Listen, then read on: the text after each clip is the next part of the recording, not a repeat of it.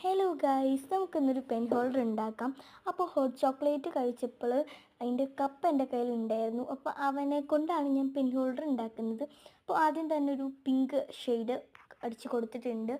പിന്നെ lavender colour വെച്ചിട്ട് കുഞ്ഞു കുഞ്ഞു ഡോട്ട്സും വെച്ച് കൊടുത്തിട്ടുണ്ട് കേട്ടോ.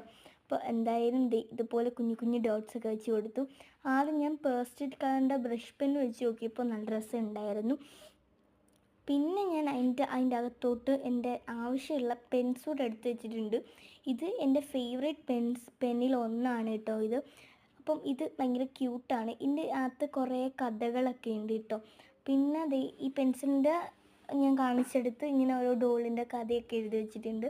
പിന്നെ ഈ റെഡിങ്ങിൻ്റെ പേന, ഇതൊരു എന്താ പറയുക, ഒരു ഇങ്ക്, നല്ല രസമാണ് കേട്ടോ ഇത് ചെയ്തത്. അതുകൊണ്ട് ഞാൻ എടുത്ത് വെച്ചേക്കുന്നത്.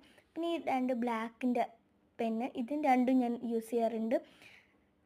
പിന്നെ ഞാൻ രണ്ട് കത്രികകളുണ്ട്, രണ്ട് സിസേഴ്സ്. അപ്പം എന്തായാലും പിന്നെ ഞാൻ നാട്ടിൽ നിന്ന് കൊണ്ടുവന്ന് രണ്ട് പശയും വെച്ചിട്ടുണ്ട്.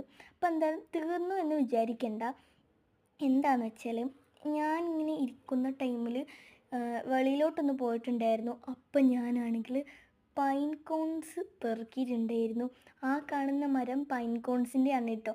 ഞങ്ങളുടെ വീടിൻ്റെ നേരെ പൈൻ കോണാണ്. അതുകൊണ്ട് ഞാൻ പോയി പെറുക്കി.